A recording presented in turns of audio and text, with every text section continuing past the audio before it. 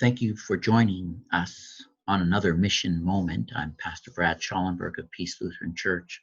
Last time we talked about the complexity and the quickness in which our culture has changed over the last generation.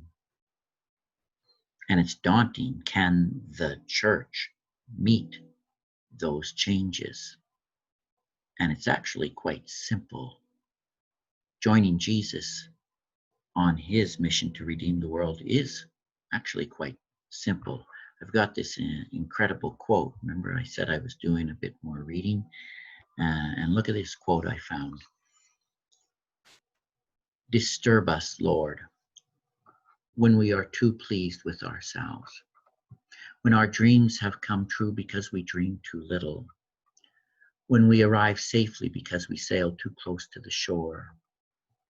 Disturb us, Lord, when with the abundance of things we possess, we have lost our thirst for the waters of life. Having fallen in love with life, we have ceased to dream of eternity. Disturb us, Lord, to dare more boldly, to venture on wilder seas, where storms will show your majesty, where losing sight of land, we shall find the stars. That was the prayer of Sir Francis Drake, the adventurer in 1577. So, are you nervous? When you start to think about being a missionary in the places you live, work, and go to school, it can give you the willies. We sense the complexity, right? The complexity of our world and the work that God has called us to do. We have a pretty good idea that if we took on the work of redeeming and restoring our community by ourselves, well, it could end badly for everyone involved. And yet the mission of restoring this beautiful yet broken world, God is calling us, inspiring us to do something. We read the prayer of Sir Francis Drake, and we realize we want some kind of disturbance too. We really do. Disturb us, Lord, when we're too pleased with ourselves, when our dreams have come true because we dreamed too little. We arrived safely because we sailed too close to the shore. On the one hand, we can no longer abide by the status quo. We see the needs of those around us. We too are stirred to pray. Disturb us, Lord, to dare more boldly, to venture more on wilder seas, to move out beyond the status quo of our daily lives and follow Jesus. And this is disturbing because we know the complexity of our world. It is both beautiful, beyond imagination, yet it is diabolically broken in ways that ruin and devour human beings. Each person's individual story adds to the beauty and complexity of this brokenness every day. I am reminded of the beauty and the brokenness of this world when I look at our beloved young people, especially at our teenagers. I look at these beautiful young people. They're no longer little children, yet not quite adults. There's so much beauty and value in each one of them, so much potential embodied in each individual. What an impressive display of the creative variety of God. However, in the beauty and the variety, it is also easy to see the brokenness of the world as the heartaches of this world continue to grind into their young souls. Too many of them are learning to live with hopelessness and are given up, and they're giving up the notion of their worth. In our young people, it's all there to see, the brokenness of the human family, both beauty and pain on the faces of our young. What would be good news for these young people? What aspect of the gospel would bring healing to their wounds and restoration to their lives.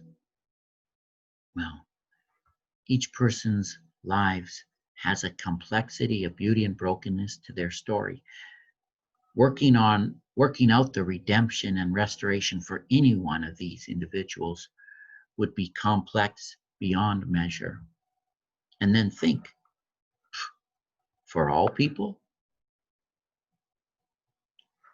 that would be impossible to sort out and make right. All that has been ruined for all people for all time is so overwhelmingly complex, it can only be worked out by the Son of God himself. And Jesus himself takes on the overwhelming, complex task of setting all things right again for each person and for all people everywhere. Those at our schools, those at our workplaces, those in our neighborhoods. I mean, that's what he meant when he spoke these wonderful words in John 3:16. For God so loved the world that he gave his one and only Son, that whoever believes in him will not perish but have eternal life. In other words, this world of humanity is perishing, yet it is the world our God so loved. So through the love of the Father and the work of the Son, this beautiful world of humanity will not be left in ruin and destruction.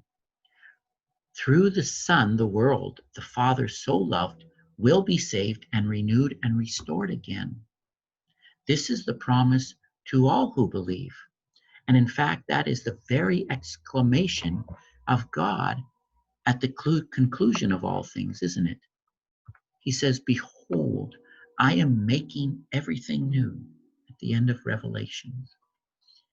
And Jesus wants us to be part of this redemptive work. This invitation is both wonderfully exciting to us and uncomfortably disturbing. This is why it is absolutely critical that we listen very carefully to Jesus as he divides up the work that needs to be done. And Jesus does this incredible complex work that only the Son of God could do. We do the incredibly simple work that requires a little child. You must become as little children, Jesus said. I'm sending you out as lambs among wolves. Luke 10:3. Jesus knows that he must keep our role and participation simple. So he does. He keeps it as simple as this.